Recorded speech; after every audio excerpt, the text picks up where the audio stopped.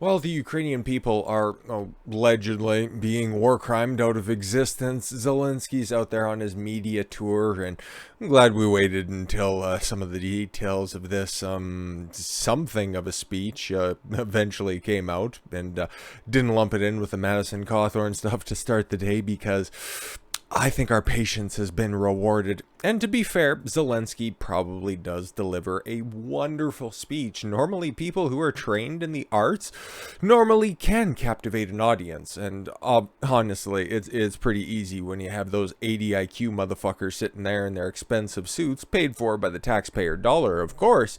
They just stand there, wait for their cue to stand up and clap whenever somebody says something that is generally agreeable by most of the population. And it's another one of those things, delivering a speech, public speaking, even if it is done virtually, that's it's just a hallmark of people, like I said, trained in the fine arts. Like, as you guys probably know by now, and if you're not, welcome to the exclusive group of pretty much everybody who pays attention exclusively to mainstream media. So I don't know why the fuck you'd be watching this, but you guys already know.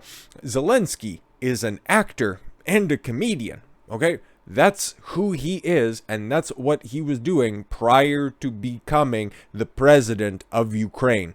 He didn't do anything before that, okay, when it comes to politics or anything like that. No, it's not analogous to Trump, where Trump was like a successful fucking real estate mogul who went to an Ivy League business school prior to becoming president. No, Zelensky was out there juggling and putting on fucking face paint, but whatever. He's being effective for the midwits that are out there, and yeah, a hallmark of those who can captivate an audience, and those who, yes, trained in the fine arts, of course, let's see, actors, comedians, musicians, painters from Europe, all of them probably are just fiery at the podium or on the screen. But here's some of the details. Zelensky speaks to Congress, asks for fighter jets and no-fly zones. Remember, depending on whatever day it is and depending on what outlet he decides to pop in and do a couple of minutes for, either they're beating the brakes off the Russians, or war crimes are being committed against them across the country, or just in the areas that Russia said they were going to occupy because they wanted those areas want to be a part of Russia. It's very, very complicated if you just listen to the mainstream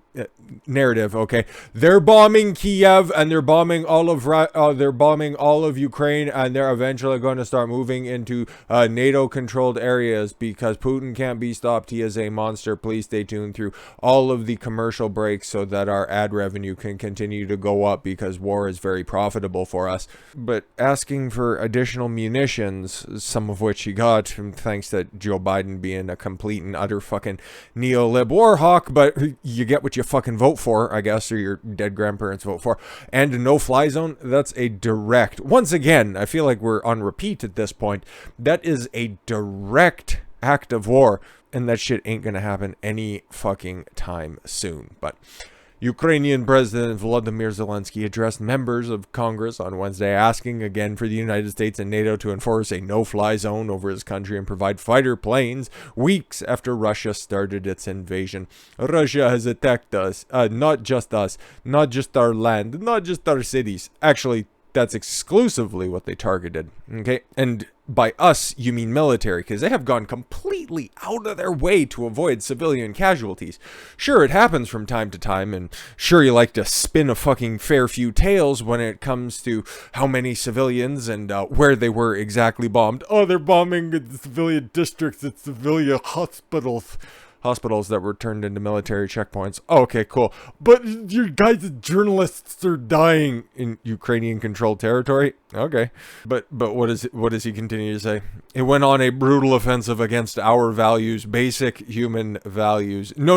It was against your values, your globalist values, your NATO, your European Union values, those that Russians don't hold, those that sensible people don't hold. Basic human values? What exactly are those? Care to define your terms? Nah, you just like the limelight that you're getting, he said via a translator. You speak English, asshole. I'm not saying that to be derogatory or anything. He actually speaks English, so why would he need a translator? Oh, right, there's a lot of geriatrics there, and maybe you're speaking a little bit too fast, so, and they got that very hyperactive sign language lady. Maybe that's what they mean by translator. It threw tanks and planes against our freedom, against our right to live freely in our own country, and our right to profit off of our freedom using government secrets and government assets in the private sector. Anyways, choosing our own future against our desire for happiness, against our national dream, just like the same dream you have. It's not analogous, you corrupt cunt. You Americans, you American pigs, just like anyone else in the United States. Yeah, no, not quite. Again, this is pretty fucking simple to figure out, okay? The terms for a ceasefire, the terms for this conflict to end are pretty simply laid out at this point. The places that want to leave Ukraine to join Russia, legitimately. That's it. They once they get recognized, it's gone, okay? Stay neutral on the world stage. These are terms that apparently Zelensky's not a fan of, but then again, you take a look at his approval rating within his country, and there's not a lot of people who find approval with any of his policies, or the man himself. In asking for S-300 surface-to-air missile system and Polish MiG-29 fighter jets, Zelensky evoked, 9/11 terrorist attacks and Japanese Pearl Harbor. What about Gulf of Tonkin? What about Building 7? No, don't want to get that spicy. Remember Pearl Harbor? Yeah, well, Nancy Pelosi was just in her second term in the House at that time. Remember September 11th? Our country experiences that every day. No, that's not even close. September 11th, like 3,000 people died that day. I'm sorry if I'm not exactly accurate on my figures, but like in total, in the past couple of weeks, that's how many apparently Russian troops have died. And the totals, you guys aren't even releasing those. And look at the UN totals themselves. It's nowhere near that every single day, you hyperbolic asshole. Right now, the destiny of our country is being decided. The destiny of the people, where Ukrainians will be free, whether they will be able to preserve their democracy. Russia has attacked not just us, not just our land, not just our cities. It went on the brutal offensive against our values, basic human values. You just repeated yourself, or did they just rewrite that again? No-fly zone over Ukraine has been described by top White House and NATO officials as a non-starter. Yep. Earlier in March, President Joe Biden muddle-fucked something or other, said that enforcing such a measure would escalate the conflict to become World War III with Russia, a nuclear power. Au contraire, mon frere. Apparently, World War III may have already started. Thanks, Zelensky. I don't care what the rest of the shit that he said to Congress was. It was more of that maudlin nonsense, but he was also, remember, he's under a lot of stress right now. That's why he had the opportunity to talk to NBC's anchor Lester Holt about whether he believes the Third World War has started. Zelensky responds, nobody knows. Nobody knows whether World War III has already started. Zelensky told Holt without elaborating, kind of like what he's doing with a lot of his stuff. Isn't that a little bit weird? And I'm so glad sentiments on this conflict are starting to change. And some people are starting to ask some very important questions, and they're coming up empty-handed, or the responses that they get just are a little bit different than the mainstream narrative. And what is the possibility of this war? If Ukraine will fall, it's very hard to say. Well, it joins Russia, and that's if you continue to be hard-headed. You can still have a nation. You will, in fact, have, still 75-80% of your fucking nation if you just go to the negotiation table and you just act like an adult instead of just a fucking attention-seeking fucking child. But enough about this fucking globalist puppet for a minute. What is going on with the stateside globalist puppets? Well, you got Antony Blinken here saying that China's tactic support of Russia on the... Sure. Support of Russia on the wrong side of history. You know you have a good argument when you have to evoke a popular Twitter phrase, you fucking non-sunlight seeing creep. Like, oh my god, he has the complexion that would make Michael Jackson look. He spends a lot of time at the beach. China's communist regime is tactically supporting Russia's invasion of Ukraine and violating the spirit of the UN Charter. Sure it is. According to U.S. Secretary of State Antony Blinken. If they're actually doing that, why isn't UN taking any action on it? Alright, because they aren't. First, there is rhetorical support, or at least the absence of clear rhetorical denunciation by China of what Russia is doing.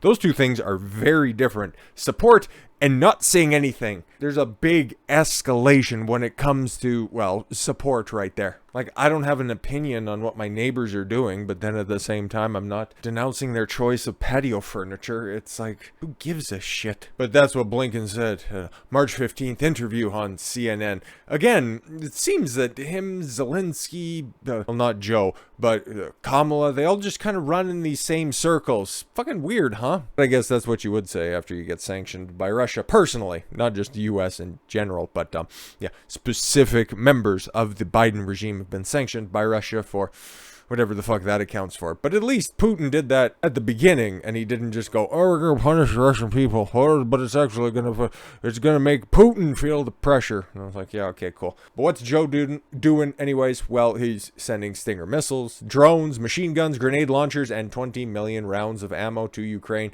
Yes, spending $1 billion of taxpayer money in Ukraine.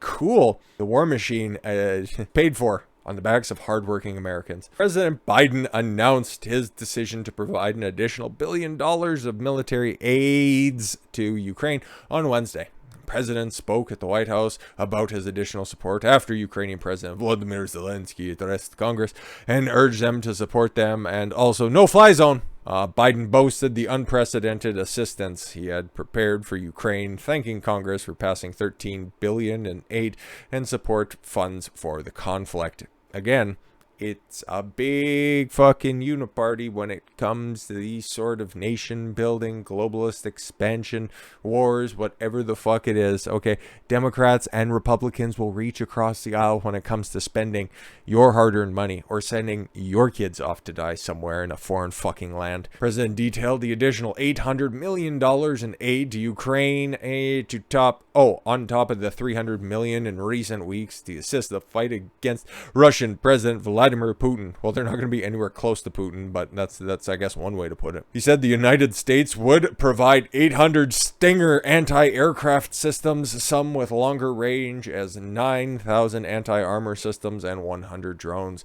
He also detailed a surge of small arms, including 100 grenade launchers, 1,000 pistols, hopefully with mouth-activated triggers, 5,000 rifles with, yes, toe triggers, 400 machine guns, 400 shotguns, and 200 million rounds of ammunition. I really hope that those only go to the troops that have passed background checks and have provided and applied for the proper permits, because that's what Biden's all about, right? It's really funny, right? He's very anti-gun and he's very pro-gun control when those same munitions would be on the ground stateside, but when they get shipped off to Ukraine, hopefully they don't go to the Nazis that are over there. But I don't really care. You kids just go ahead and you go out there and work it out, you crazy Ruskies. More will be coming. Sounds like a threat, said Biden. He spoke on the artificial White House set to the executive office building. Just goes to show you that this entire fucking administration is a sham. It is a farce, and it is a big fucking play. We could go into greater detail, but fuck, I think you guys already get it. These are just actors who are out there just saying, oh, it's World War III. Here's $1 billion worth of aid. Don't think about it. Just be very excited about the fact that big evil Russian man is just picking on that little poor country in Ukraine, in the middle of Europe. Words are hard sometimes. Just don't look at anything else happening behind the curtain. It's just all about Russia and Ukraine. Oh, he's just such a bad guy. Don't do any of your own independent research. Just go ahead and trust us. Trust the man who's on the soundstage with the very real hair and the 81 million votes of support. Yep. Don't do any questioning on your own. Just fucking listen and believe. But with that said, thank you all very much for the gift of your time. I've been Don Consuelo. I want you to follow your gut and get after it. Take care, everyone.